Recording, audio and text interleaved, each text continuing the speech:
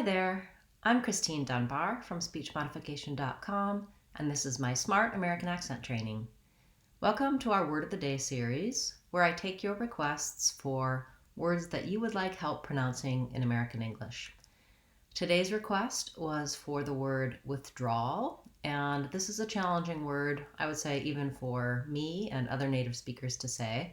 So let's break it down and help you to say this word correctly and be able to use it easily and fluently in your everyday speech. So the word withdrawal has some challenges to it, which is, first of all, we have the W sound at the beginning. And so for some speakers of English, the W is challenging because you may have a tendency to say something closer to a V sound or something that's between a W and a V sound. You can check out my video about American W and V to make the distinction there. To know briefly for this video, just make sure that your lips are rounded and your lips are not touching your teeth. You want the round shape withdrawal, with. Then we have our vowel I, which is the lax I vowel. Watch out for not making it more like a tense E. You want with, not weeth. The TH sound is challenging for many people, and in this word, it's an unvoiced TH, voiceless TH. So it's basically the same at the beginning as the word with, and with is a very common word in English. It's often not stressed, so it's helpful to practice that word by itself and in some short phrases so that you can sequence all three of those sounds easily. So after I have my with, I want to go right to my D sound. I neglected to mention we have second syllable stress in withdrawal, which means the with is short and unstressed, which is just how that happens in connected speech as well. If I'm saying, I'd like to go with you, I'd like to go with you, I'd like to go, I'll have that with my T, then my with is short and unstressed. So in withdrawal, the draw syllable is the one that is longer, has a clear vowel, and is more stretched out.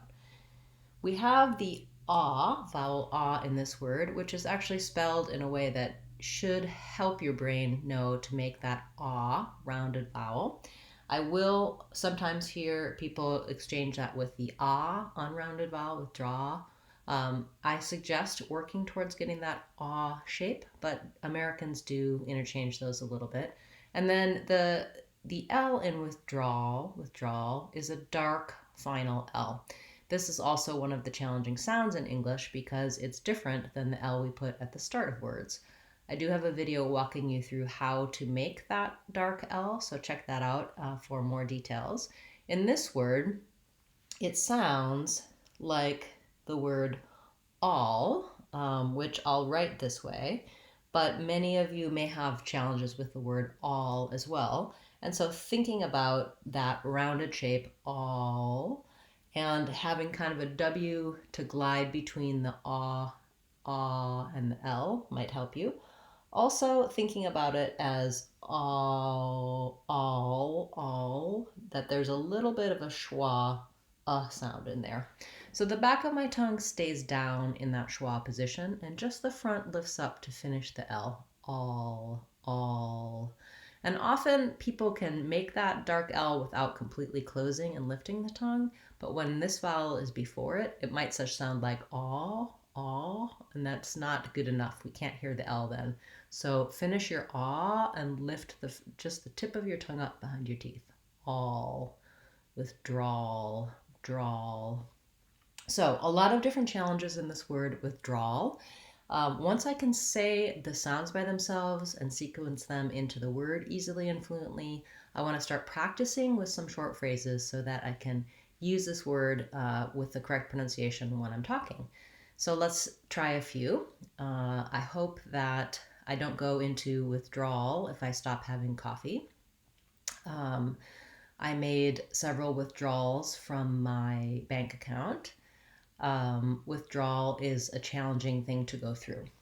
Okay, you might have noticed when I said withdrawals, that S sound, or that letter S makes the Z sound. That's because when I add the letter S to make things plural, if I'm adding it to a voiced sound, I get a voiced Z sound. Members, check out my video for plurals that talks about what S does in the plural position. And non-members, I do have some videos for you as well on this concept and some lessons on my website. By the way, if you haven't yet subscribed to the channel or joined, you might want to consider doing that. Our members get some extra live classes as well as extra videos going into more detail, leading you to resources and lessons on speechmodification.com. And at some levels of membership, also they get access to my online courses on speechmodification.com, as well as some small group classes where I can actually see you and hear you. I hope that you'll consider that to support the channel. I'm Christine Dunbar from speechmodification.com. Remember, if you want to sound American, you can do it. speechmodification.com. Bye guys, see you in tomorrow's class.